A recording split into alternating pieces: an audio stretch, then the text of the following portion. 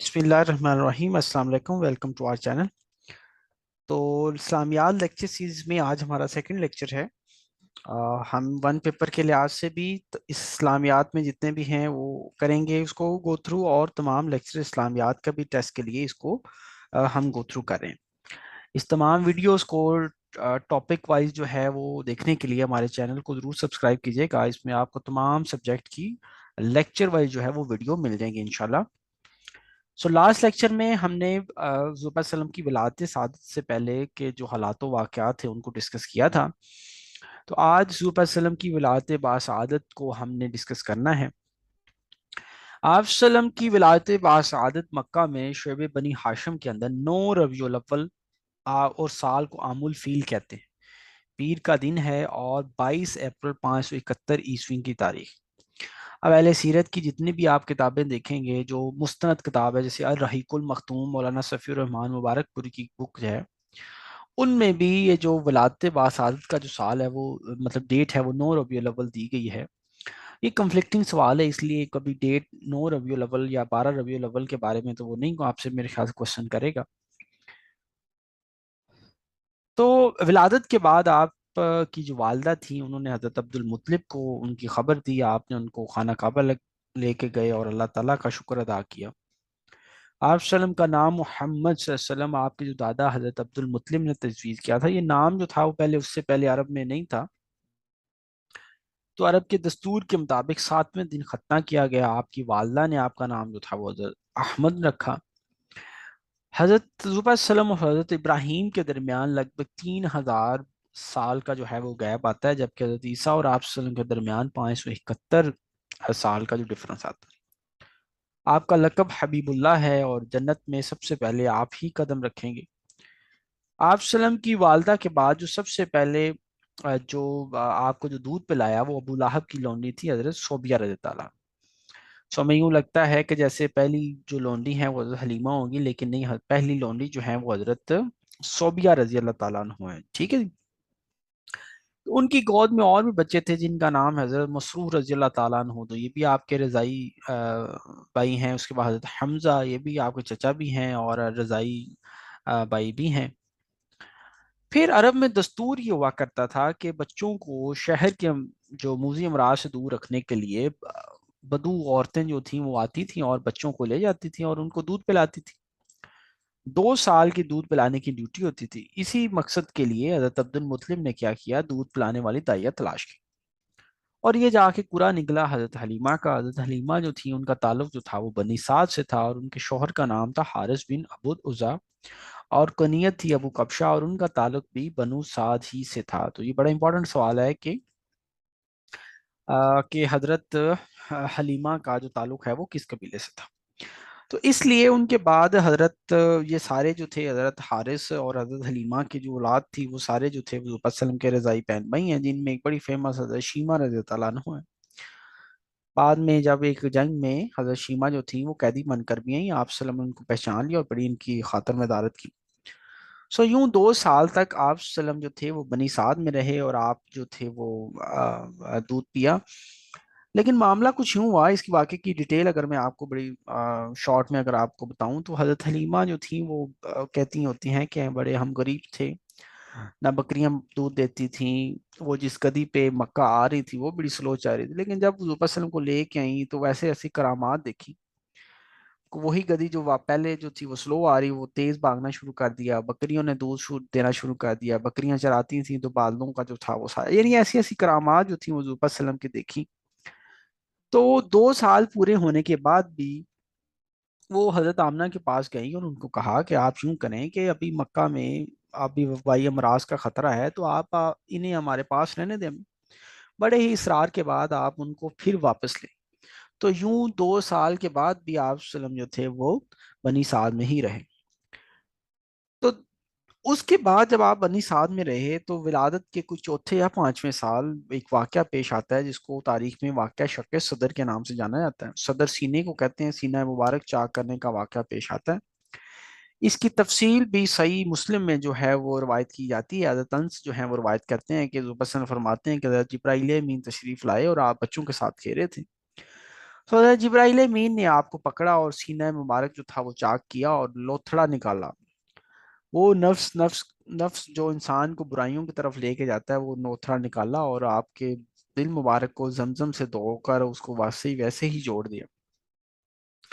اب جب یہ معاملہ جو تھے وہ بچے دیکھ رہے تھے تو وہ ڈر کے دوڑے اور آپ کو کہنے لگے کہ محمد قتل کر دیے گئے. وہ یہ جب معاملہ دیکھا تو وہ حضرت حلیمہ جو تھیں وہ بڑی پریشان ہو گئی. تو انہوں نے یہ فیصلہ کیا کہ اس خطرے کو دیکھ کر انہوں نے کہا کہ آپ کو آپ کی والدہ کے حوالے کر دیا جائے. یوں آپ 4 یا 5 سال کی عمر بارک کے بعد آپ جو تھے وہ اپنی والدہ کے پاس آ گئے اور یوں 6 سال تک اپنی والدہ کے پاس رہے.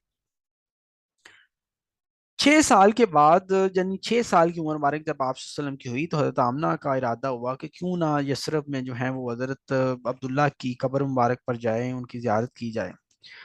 آپ جو تھیں وہ وہاں پر مدینہ گئیں, وہیں پہ بیمار ہوئی اور واپسی آئیں تو مکہ اور مدینہ یعنی مکہ کے پاس آ کے ابوا کے مقام پر آپ کی وفات ہوگی. اور اس وقت یہ عیسوی سال بنتا ہے 576 عیسوی, اور آپ صلی اللہ علیہ وسلم کی عمر مبارک بنتی ہے کتنی, 6 سال.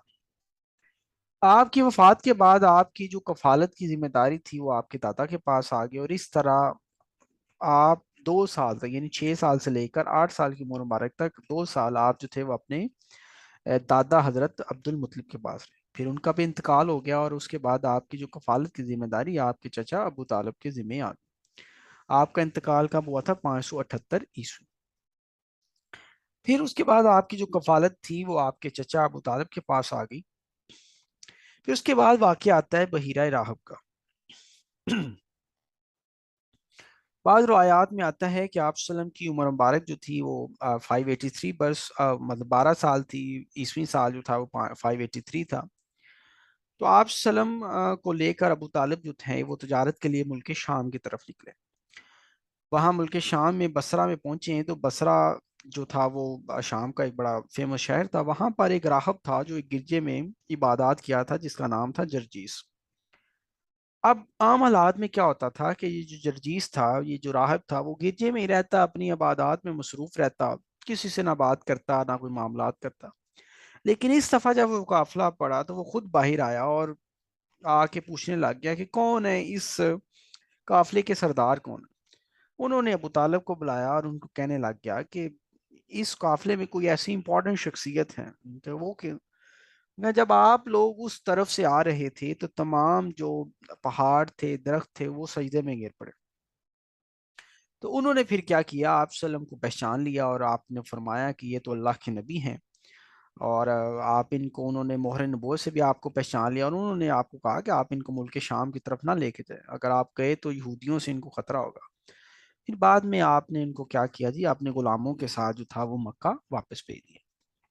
یہ 12 سال کی عمر مبارک میں واقعہ پیش آتا ہے. اب اس واقعے سے یہ بھی کوشچن آتا ہوتا ہے کہ آپ صلی اللہ علیہ وسلم نے پہلا جو سفر ہے ملک شام کی طرف وہ کب کیا تھا, جب آپ کی عمر مبارک تھی وہ 12 سال تھی. اس کے بعد جنگ فجار, آپ صلی اللہ علیہ وسلم کی عمر مبارک ہے 15 برس, 586 عیسوی میں ہوئی ہے جنگ. یہ جنگ کا نام ہے جنگ فجار. اس کو اس لیے کہا جاتا ہے کہ یہ جنگ جو تھی وہ حرمت کے مہینے میں ہوئی.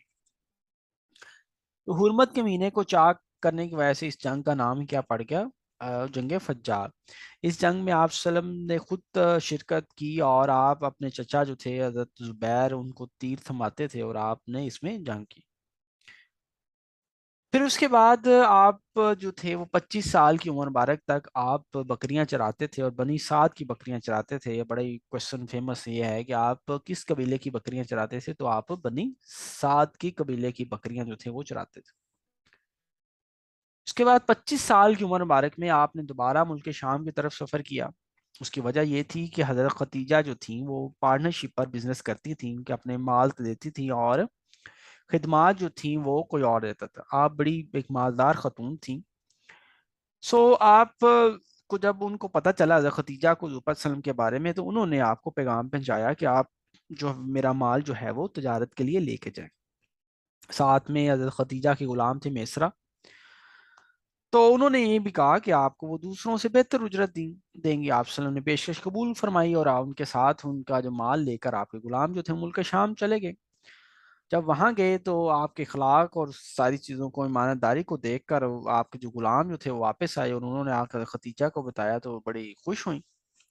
تو انہوں نے متاثر ہوئی ان سے، تو حضرت خدیجہ نے کیا کیا، اپنی سہیلی نفیسہ ان کے ہاتھ پیغام بھیجا حضور پاک صلی اللہ علیہ وسلم کے پاس کہ وہ ان سے نکاح کر۔ آپ صلی اللہ علیہ وسلم نے اپنے چچا سے مشورہ کیا، وہ راضی ہو گئے اور اس طرح آپ کی شادی ہو گئی۔ یہ ملک شام سے واپسی کے کوئی 2 مہینے بعد کی بات ہے، اور اس میں جو حق مہر ہے وہ کوشچن یوں آتا ہوتا ہے 20 اونٹ یا 500 درم۔ باقی تمام جو شادیوں میں حق مہر جو ہے وہ 400 درم ہے۔ اس وقت حضرت ختیجہ کی جو عمر مبارک تھی وہ 40 سال تھی، اور حضور پاک صلی اللہ علیہ وسلم کی عمر مبارک ہے وہ 25 سال ہے، اور یہ پہلی خاتون تھی جن سے حضور پاک صلی اللہ علیہ وسلم نے شادی کی، اور ان کی وفات تک کسی بھی خاتون سے آپ صلی اللہ علیہ وسلم نے شادی نہیں کی۔ حضرت ختیجہ سے آپ کی تمام اولاد ہے سوائے حضرت ابراہیم کے، جو کہ حضرت ماریہ کے بطن سے ہے۔ تو سب سے پہلے جو آپ کے بیٹے ہیں ان کا نام ہے حضرت قاسم، انہی کی کنیت پر، انہی کے نام پر آپ کی جو کنیت ہے وہ ہے ابو القاسم۔ اس کے بعد آپ کی بیٹی حضرت زینب، حضرت رقیہ، حضرت کلثوم، حضرت فاطمہ پیدا ہوئیں۔ ان کے بعد آپ کے بیٹے حضرت عبداللہ پیدا ہوئے، یہی عبداللہ ہیں، ان کا لقب جو ہے وہ طیب اور طاہر ہے۔ آپ کے سب بچے بچپن ہی میں انتقال فرما گئے، اور آپ کی جو سب بیٹیاں ہیں انہوں نے اسلام کا زمانہ بھی پایا، ہجرت بھی کی، اور آپ صلی اللہ علیہ وسلم کی لائف میں ہی تمام 3 بیٹیوں کی ڈیتھ ہوگی سوائے حضرت فاطمہ کے، وہ بھی آپ صلی اللہ علیہ وسلم کی وفات کے 6 ماہ بعد جو تھی وہ ان کی بھی وفات ہو چکی تھی۔ پھر 35 سال کی عمر مبارک میں ایک واقعہ پیش آتا ہے جس کو حجر اسود کی تنصیب کا معاملہ پیش آتا ہے۔ کفار مکہ نے یہ سوچا کہ یوں خانہ کعبہ جو تھا وہ اس کی 4 دیواری جو تھی وہ کمزور ہو چکی ہوئی تھی، اور اس کی چھت بھی جو تھی وہ بھی خراب تھی، تو لوگ چور کیا کرتے تھے، اندر سے خزانہ چرا کے لے جاتے تھے۔ سیلاب بھی آ رہا تھا اور دیواریں جو تھیں وہ بھی پھٹ چکی ہوئی تھی، تو مجبوراً انہوں نے یہ سوچا کہ اس کو دوبارہ سے تعمیر کیا جائے۔ اب پھر انہوں نے یہ فیصلہ کیا گیا کہ اس خانہ کعبہ کی تعمیر میں صرف ہم کیا کریں گے، حلال جو رقم ہے وہ استعمال کریں گے، کوئی سود کی دولت، رنٹے کی اجرت، کوئی کسی قسم کا نہ حق مال جو لیا ہوا ہے نا وہ اس میں استعمال نہیں ہونے دیں گے۔ اب معاملہ یوں تھا کہ پرانی عمارت تھی، وہ اس کو اڑانا نہیں چاہ رہے تھے، کسی کو جرت نہیں ہو رہی تھی وہ کیا کریں۔ تو پھر ایک بندہ تھا، اس کا نام تھا ولید بن مغیرہ مخزومی، اس نے ابتدا کی، تو جب دیکھا کہ کوئی آفت نہیں ٹوٹی، تو وہ باقی لوگ جو تھی وہ انہوں نے بھی ڈانا شروع کر دیا۔ ہر قبیلے کے لیے علیحدہ علیحدہ اس کا پورشن تھا جو اس نے تعمیر کرنا تھا۔ باقوم نامی ایک رومی جو تھا وہ انجینئر تھا جس نے یہ تمام ذمہ داری لی۔ وہ آپ دیکھیں گے حضرت اسود کے ایک کونے میں، یعنی خانہ کعبہ کے ایک کونے میں حجر اسود نصب، تو جب بات وہاں تک پہنچی حجر اسود کو نصب کرنے کا معاملہ آیا تو جھگڑا اٹھ گیا، ہر کوئی کی کوشش تھی کہ بھائی یہ اس کے ذمہ آئے۔ تو معاملہ کوئی اس طرح سے شدت اختیار کر گیا کہ سخت خون خرابہ ہوا۔ پھر ابو امیہ مخزومی جو تھے انہوں نے یہ فیصلہ کیا کہ ہم یوں کرتے ہیں کہ جو مسجد حرام کے دروازے سے دوسرے دن جو سب سے پہلے داخل ہوگا ہم اس سے اپنے جھگڑے کا جو ہے وہ حکم مان لیں گے۔ لوگوں نے تجویز منظور کر لی، اور اللہ کا حکم یوں ہوا تو سب سے پہلے جو تھے وہ حضور صلی اللہ علیہ وسلم تشریف لائے۔ جب لوگوں نے آپ صلی اللہ علیہ وسلم کو دیکھا تو چیخ اٹھے، حاضر امین رضینا حاضر محمد صلی اللہ علیہ وسلم، یہ امین ہیں، ہم ان سے راضی ہیں، یہ محمد صلی اللہ علیہ وسلم۔ جب آپ صلی اللہ علیہ وسلم آئے تو آپ نے کیا کیا، ایک چادر طلب کی، اور آپ نے کیا کیا، تمام قبائل کو کہا کہ آپ اس کے جو ہیں وہ کونے جو سے پکڑ لیں، حجر اسود کو درمیان میں رکھا، اور سب کو کہا کہ آپ کیا کریں، چادر اوپر اٹھائیں، اور یوں حجر اسود جو تھا وہ آپ صلی اللہ علیہ وسلم نے کیا کیا، اس دیوار میں نصب کر دیا، اور اس طرح سے یہ معاملہ جو تھا حجر اسود کا بھی معاملہ بھی سیٹل ہو گیا، اور یہ ذمہ داری بھی آپ صلی اللہ علیہ وسلم کے حصے میں آئی۔ ادھر قریش کے پاس جو حلال مال جو تھا وہ کم پڑ گیا، تو خانہ کعبہ جو ہے وہ آپ بھی آپ دیکھیں گے کہ اس کے آگے ایک ایریا ہے جس کو کہا جاتا ہے حتیم، یہ خانہ کعبہ کا پارٹ تھا، لیکن ان کے پاس حلال مال کم ہونے کی وجہ سے کیا ہوا کہ پھر اس کو ویسے ہی چھوڑ دیا گیا، تو اس کو کہا جاتا ہے حتیم کہا جاتا ہے جی۔ تو یہ یہاں تک کہ جو واقعات آتے ہیں وہ آتے ہیں جی حضور صلی اللہ علیہ وسلم کی ولادت باسعادت سے لے کر بیست تک۔ سٹوری آپ نے سن لی، جو بولڈ لائنیں میں نے کی ہوئی ہیں وہ آپ یاد رکھے گا کہ وہ آپ کے پاس پیپر کے کوسچنز ہیں، تو یوں ہی ساتھ ساتھ آپ سٹوری سنتے سنتے آپ کو یہ کوسچن جو ہیں وہ یاد ہوتے جائیں گے۔ اس طرح ہم آگے بھی پوری بک کو اس طرح سے لیکچر وائز میں آپ کو ڈیٹیل میں انشاءاللہ بتاتا جاؤں۔ تھینک یو سو مچ جی، اللہ حافظ۔